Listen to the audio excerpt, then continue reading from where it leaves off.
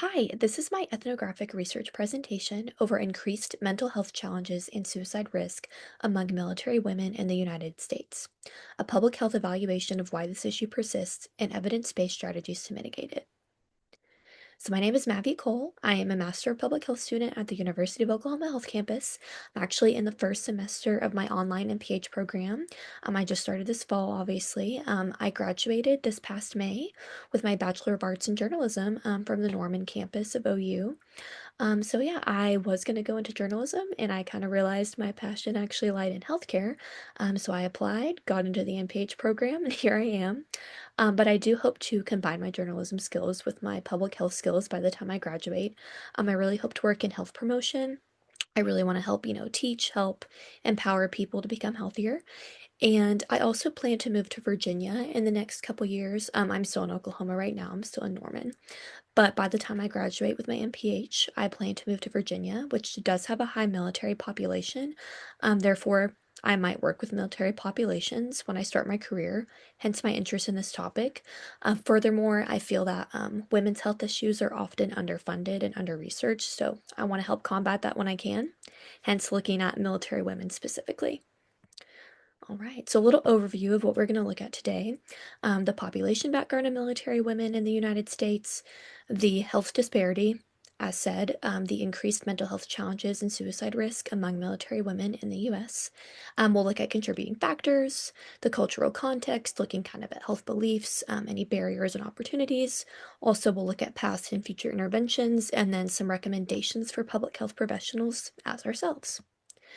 All right, so for a little bit of a population background, so women have actually served in the US military for over 200 years, since before they could officially enlist.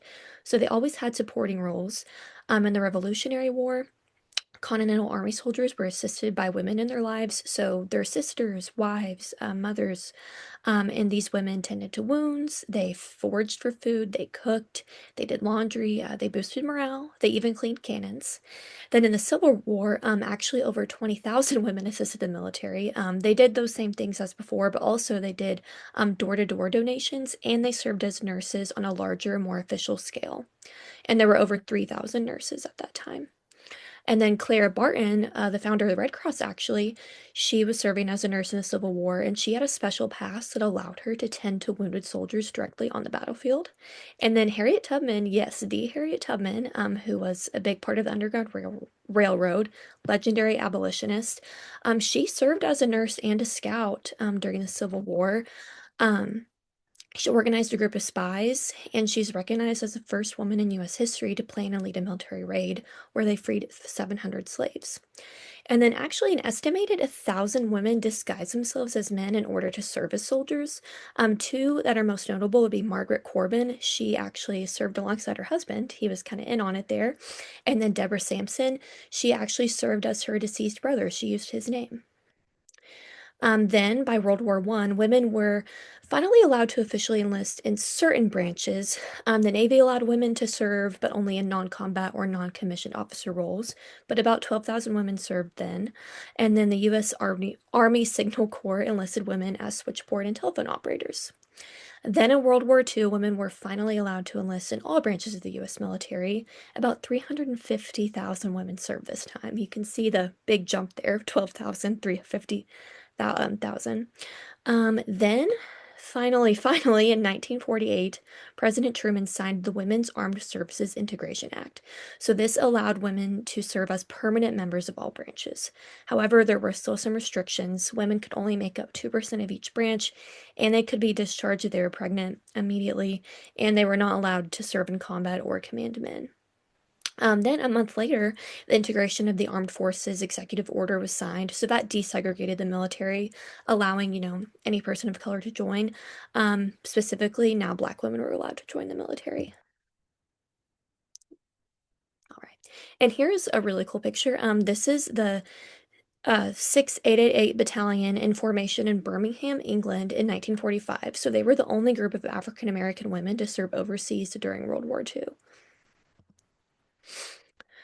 And then moving on in the years a little bit, Gulf War, this was in the early 90s. Over 40,000 women were deployed to combat zones, but they were still technically not allowed to serve in direct combat roles, but they kind of did anyway. Then in 1994, President Clinton abolished the risk rule, which allowed women to serve in all roles except direct combat, but they could engage in combat in other roles, like as aviators, sailors, or Air Force personnel, to name a few.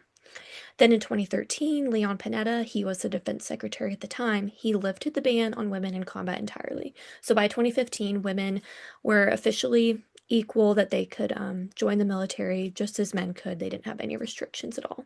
So today they still have that right to equally serve in the military, but they do still continue to face discrimination, which leads us to our health disparity, which is, as stated, increased mental health challenges and suicide risk among military women in the US. So many military members or veterans suffer from mental health challenges. Actually, from 2019 to 2013, 541,672 active members were diagnosed with at least one mental health disorder. Some of the most common mental health disorders seen in military members or veterans are anxiety, depression, adjustment disorders, PTSD, ADHD, and substance abuse. Military women are more likely to report mental health issues than military men, and female veterans are more likely to die by suicide than male veterans. Actually, the suicide rate of female veterans increased by 24.1% from 2020 to 2021. So it's clear that, there is a pretty big disparity here, and women are facing these issues at a disproportionate level to men. And as public health professionals, there are interventions that need to be done to take care of this and to help these women. All right. And right here you can see this is from a little bit ago, and that's actually something I wanted to discuss, that it's a little bit hard at times to find data on this, even though it is, there is data on it, of course, enough to prove this is an issue. But I think from my findings that it is just still a little bit too under-researched and underfunded. So I hope, in the future, this is something that can be addressed more directly and looked at more. But you can see right here that with every mental illness listed on this chart, we have any mental illness is listed, then anxiety, depression, frequent mental distress, and then suicidal thoughts. Women are the lighter blue category, and women who served see these at higher rates than the men that served. All right, so as I did just discuss, the research has been scarce kind of in these areas. So something that was a little bit hard to find was kind of disproportionate impacts of certain populations within the population of military women. So, like, Black women, Mexican women, LGBT women. That was a little bit hard to find concrete data on, but I did find in one study, it actually did say that research has been scarce, but it did find that Black veterans experience significantly higher PTSD rates. So that's kind of overall Black veterans, but you can infer from there that Black female veterans would experience higher PTSD rates. And then actually, so female veterans are more likely to be a sexual minority, which means, part of the LGBT community, in this case, lesbian or bisexual. So they're more likely to be sexual minorities than male veterans. And sexual minority women veterans have had more frequent mental distress, a lower satisfaction with life, and sleep problems than heterosexual veterans. Now, on to contributing factors. So, the first category would be military lifestyle. And there's kind of a lot of things to go into this, but combat exposure is one. Being at war and seeing some pretty horrific things you can imagine would lead to some mental health distress, as well as injuries, which could be physical or even moral injury, which is kind of having to do things that might go against your moral code. It can leave you as sort of a moral injury, as they call it. Then survivor's guilt going along with that. And then also just the lifestyle that goes along with it, with long deployments. Women are away from their families for a long period of time. And if they have children, the children might get used to their other parent that's not in the military or the one that's around more.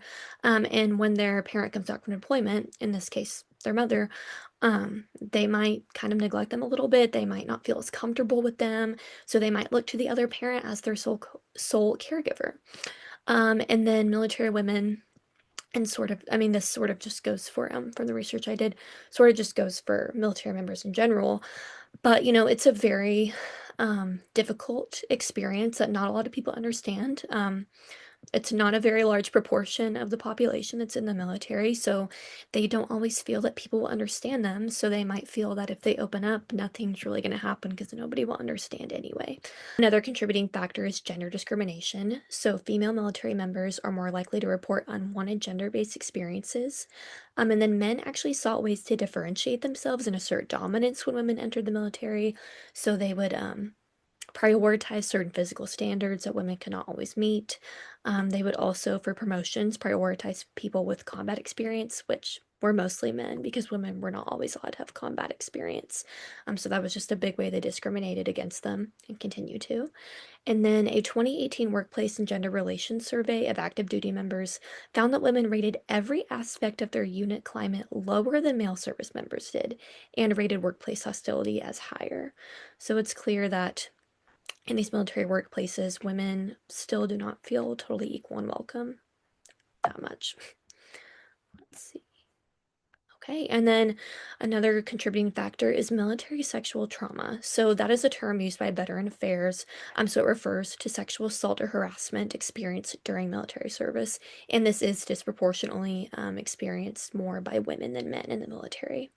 And actually, a veteran named Jennifer Alvarado, she sought out mental health help from the Department of Veteran Affairs. Then, when she went to the clinic, she was sexually harassed there. So that really stuck out to me. It's just very heartbreaking that, these women sometimes they're literally going to get help. And she actually did have some other military sexual trauma she had faced, and she went to get help, and then she faced more military sexual trauma. And it's just heartbreaking, and it's just something, this issue, we really need to improve it. And as public health professionals, we really need to step in here. And then some barriers to care. Military women face many healthcare barriers because they have very unique health needs, especially as women. And women's health care is very different from men. There is reproductive care, menopausal care, um, child care, and women's bodies are just different, and they require different things. But military health care was originally designed for men, so that has created some issues. And then here's just a picture of Jennifer Alvarado. I just wanted to include this because I really commend her for sharing her story. And it's just, again, it's just very heartbreaking. And I just commend her for all she's been through and that she's still standing after all of it. All right, now for some cultural context. As for health beliefs of military women, military women value culturally competent healthcare, which most people definitely do. Um, but military women, as said, they do have very specific health needs, especially being in the military or being a veteran. There's just certain life experiences that they've had that not everybody has. So it's really important for providers to understand that, as well as said, take their reproductive and other female specific needs into account. And also, something that military institutions and healthcare institutions of the military have not always taken into account is childcare and accessibility. So, military women really value for that to be considered. Now, for some barriers and opportunities. So, it's important to remember that women of all different races, ethnicities, religions, and backgrounds serve in the military. So, you can't look at this as a one size fits all approach. Um, Everyone's different, they have a lot of things in common, but there's a lot of things different too. Also, actually, the current active duty female force is more racially diverse than the male force. Also, women in the military right now are less likely to be married and they're more likely to be single parents. So these are just some things that public health professionals, should note and consider. Could be kind of some barriers to care there, but taking that into account, you can really turn it into an opportunity to create interventions tailored to these groups, which will then help the overall women military population. Some past interventions that were done, so there was an educational program on the signs and symptoms of PTSD and an explanation of treatments, and that was carried out by the Veterans Administration. So it actually did help increase U.S. service member knowledge of PTSD, the self detection of it, and when to seek medical care. And then there was a multi-modal, complementary, and interactive health program to help female veterans with military sexual trauma who were at a greater risk for mental health issues. That was carried out by the Veteran Affairs Department in the Bronx of New York. So it included mind and body practices, expressive therapies, as well as movement and exercise. And their depression levels and sleep disturbances decreased after they completed the program. Some interventions like these, they're very, they're a little bit more focused. They're very people focused. They're, smaller scale, but it is shown that they really do help. And things like this should continue in the public health field to help these military women facing these issues. So, there we go, some opportunities for future interventions. So, legislation and military protocols are very important, kind of aside from public health. So, more legislation like the Brandon Act, which was enacted in 2021, should be implemented, as well as the Maintaining Our Obligation to Moms Who Serve Act. So the Brandon Act allows for military members to get an evaluation for mental health at any time without any sort of retaliation. So if they're struggling, if they're feeling suicidal, they can go um, to an officer, to their ranking member in their branch, and they can get help without any retaliation. And then the Maintaining Our Obligation to Moms Who Serve Act, this aims to help military mothers. So that is really great, and more legislation like that should be enacted. And then military members and officials who discriminate against women should be immediately discharged. So this is more of a personal idea that I have here. It's just, I think really the only way to crack down on that kind of discrimination is to have immediate and effective retaliation against it. Otherwise, that culture of, people discriminating against women, it's just going to continue unless if there's true consequences that happen right away, that is a way to stop it. Then, as for some more health prevention and practices, more of the actual public health side, of course, improve outreach and awareness. So, this goes for health promotion programs, social media campaigns, just kind of going out in communities and talking to them, hosting, kind of seminars and things like that. That would really be helpful.